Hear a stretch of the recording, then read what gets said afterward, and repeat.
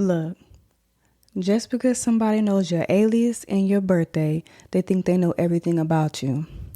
They take your happiness as fakeness. Just because what would have broke them didn't break you. Now, don't get it twisted. I've been through a lot. Way more than me just being in the industry and going through that whole thing. I've been robbed at gunpoint by a friend or who I thought was a friend. I've been sexually assaulted. I've gone through domestic violence. I've been almost killed 3 times by somebody I was in a relationship. Somebody who I thought that was supposed to be a protector of mine broke my jaw.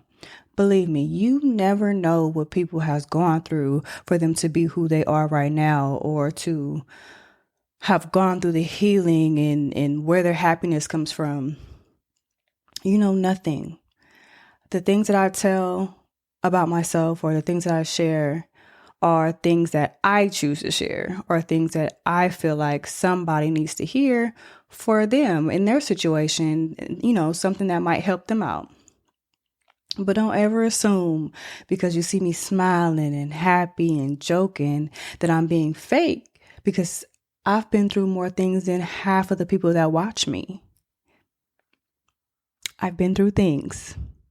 I've done the ugly cry while sliding down the wall in the bathroom and crying in the bottom of the tub. I've been through things. When people say, sometimes when you're about to die or whatever, and you see your life flash before your eyes, I've been through that. I've been choked until I passed out and thrown down a flight of stairs. I've been through that. And in all of these situations, and when I look back and I ask myself, well, why did I go through all of these things? It's been so much. It was thing after thing after thing after thing. And I'll be perfectly honest, I didn't start my healing journey until I was 30. So most of the things that I share and most of the things that I joke about and laugh about and post are things that happened to me prior to my healing, are things that happened to me like, early 20s, teenage, because I've been on my own since I was 16 now. So things that I've been going through things since then. I've been meeting people who they didn't mean me no good. And now, with all that being said, I'm not going to sit here and act like I was always good either. I got into situations with people and I kept being done the same over and over and over. And at one point, I became those people. Because that's what I was so used to. So I became that to somebody else. So I've hurt people too. But all of this was a result of what I chose to be around, the people that I chose to be around, the things that I chose to participate in. So by no means am I blaming it on anybody else. These were choices. You are given choices, options to do certain things or not do them, to be around certain things or not be around them, to be around certain people or not be around them. I made choices and I had to learn things the hard way. But what I can say, the things that I've been through were things that a lot of people would have never made it out of. My mindset that I have now, my happiness and my playfulness and all that, somebody else would have went through all those things and wouldn't have half of this. They wouldn't be smiling as much as I smile. They would still be thinking that because one dude ain't shit, all niggas ain't shit. One friend did them wrong, I don't want no friends. But I'm not like that. Even after all the things that I've been through, I still seek love. I still know that there is no life without love. So now I'm just particular on who I let around me. I fill out energies. When people first meet me, everybody thinks I'm stuck up. I'm not the person that comes in the room and says hi to everybody. I come in the room and I say hi to the person I came for. I sit back and I observe everybody in the room. And when I feel I know who's who is when I open up. but I'm only opening up to the people that I feel are worthy to open up to. And I'm not mean open up like tell them my life story. I mean open up as in talk to them, period. So yeah, initially no one likes me. I'm not coming in to be friendly. At least not to the people I don't know. And that's what life has taught me, to observe people, to figure out who's who in the zoo. And that's one of my lessons. I can say that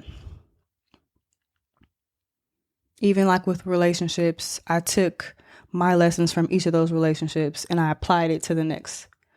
Not to say that I blamed the next person or I put on the next person with the last person. I didn't do that. I never do that because that's not you. You somebody else. Until you show me who you are, I'm going to treat you like nothing has ever happened because nothing has ever happened.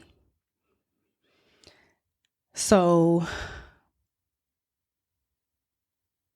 I don't know. A lot of people don't know half of the things that me personally have gone through. Hell, I'm still getting my mom up to speed. And, when I tell her certain things, she's very shocked. Like she's quiet, like she's taken aback. She doesn't know what to say because I never shared those things. Like with my relationships that I was in that were very physically abusive. I never called family or friends, anybody to say, hey, this is happening to me. I don't know what to do. I never shared those things because I've always believed if you're not 100% that you're going to leave right now, keep people out your shit. Don't keep dragging people in your situation. If you know you're just going to go right back, you're not going to leave. That is one of the things that I try to tell anybody who tells me about certain stuff. Because automatically when you tell someone something like that, they're upset for you. They want to do something about it. They're invested now. So when you don't follow through with leaving or, standing your ground or anything like that, it hurts that person. They get pissed. They get pissed at you. Because why did you even drag me into this if you knew you weren't going anywhere? So I would never tell. No one knows about nothing that I went through. No one knows about me getting through down those stairs. No one knows about me getting smothered in the back of a closet and this person playing with my airways, smothering me. No one knows about me getting choked out until I foamed at my mouth at a lake. No one knows about those things. I didn't feel the need to share those things, especially at the time.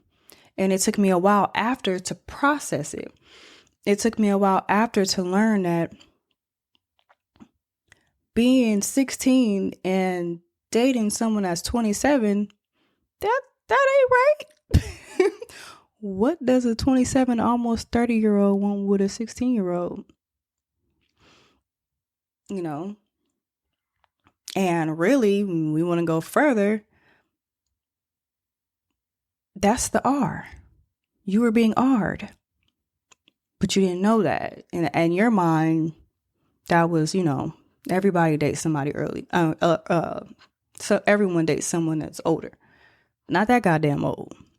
But yeah, it was just a lot of things. So when you see me smiling, when you see me joking, and about that, I talk about serious stuff because I like to enlighten people about,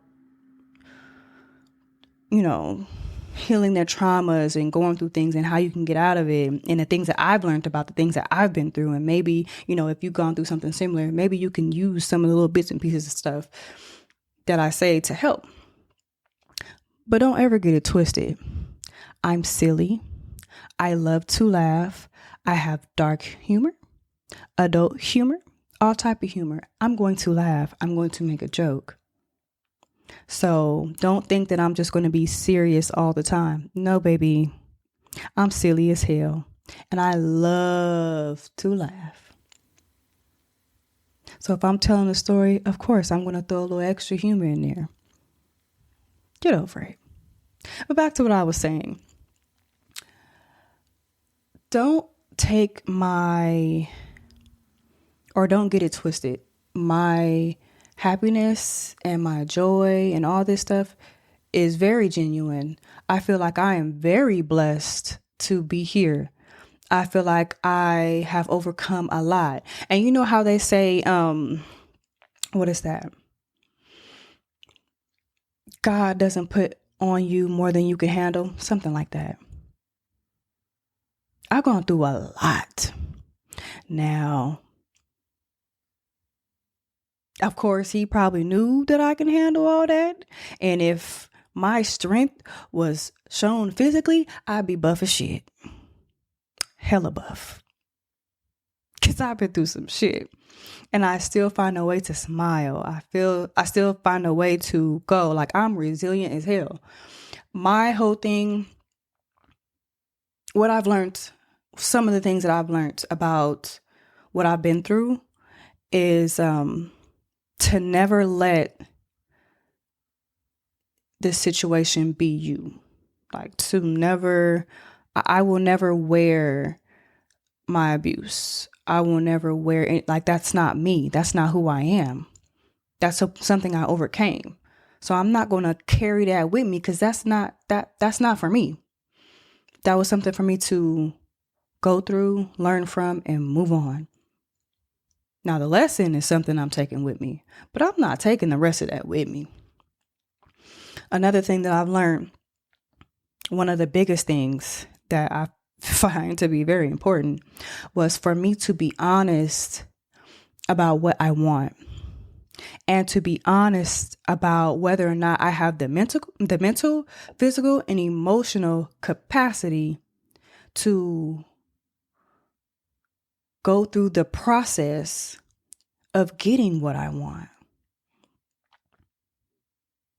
Not just focusing on the outcome of it or what it may look like or what I think it's going to look like, but the steps that I'm going to have to take, the tasks that I'm going to have to do in order to get this thing. Do I want that? Is that something that I'm looking for? Is it realistic? So being honest with myself about what I want, oh my God, it has been a major thing that I've learned that is very, very, very valuable to me. Another thing was that what one person does is theirs alone. Don't ever put on someone else what someone has done. Let someone show you who they are without you having some preconceived notion about them or assuming or whatever the case may be. Let them show you. And then once you start seeing it, then dip out. You don't owe nobody no. I don't know why people feel like they owe somebody an explanation of why they don't want to do. If I don't want to, then I'm not going to. I've seen all that I need to see. Another thing was to be patient. Specifically for me, patient in relationship and patient with myself and like getting tasks done or getting things that like projects done. When it comes to relationships, I find that I often want to rush in, I meet you, I like you, we go together.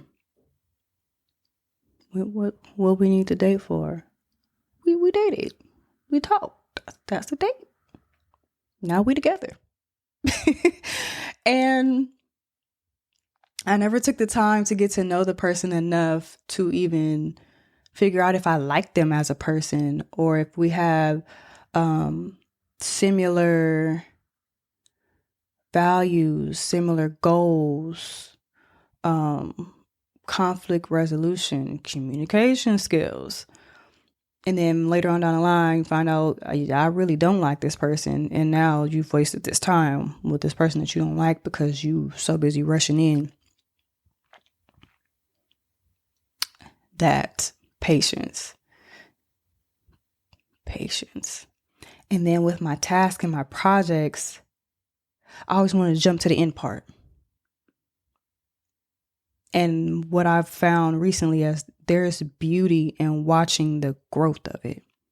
To see where you started and the building up until the end is a lot more beautiful to watch instead of just jumping to the end.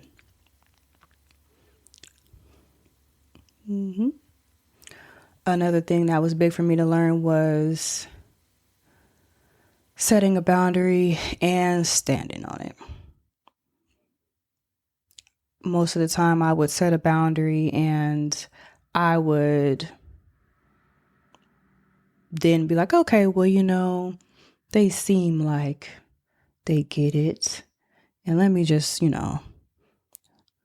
not be so strict on this boundary here anymore because I think they got it.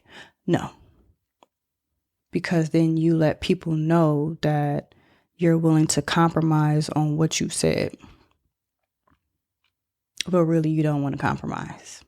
So then you'll sit there and you be mad at yourself because you allowed someone to cross your boundary. Yeah, I had to learn that. And now boundaries they strong. But it's necessary. And I feel like ever since I've started standing on my, the boundaries that I've set, I've been a lot happier. And I don't get angry a lot anymore. I used to get angry because it was more so angry at myself for allowing it to happen. But now I don't experience that because I'm not holding any pent up aggression inside because of something that I let slide. Something else that I've learned was to trust my intuition and never second guess myself. If I feel it, that's what it is. And I've never been wrong. Ever been wrong. I've always been spot on. Now, I might be a little on the characters, but I'm always right. I'm always right. And let me take that back. I don't guess. I know that I used to allow someone to sway my mind away from what I knew was right. Because if I went fast forward with what I knew, that meant that person was going to be cut out. And I was so busy trying to hold on to people that I was willing to allow them to sway my mind because I wanted so bad for them to not be what I knew they were.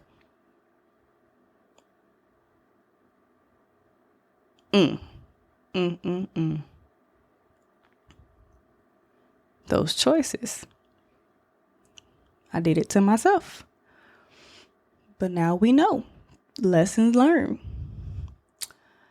I can say healing for me has been interesting. Outside of my healing, in the midst of my healing, I discovered that I was on more than just a healing journey.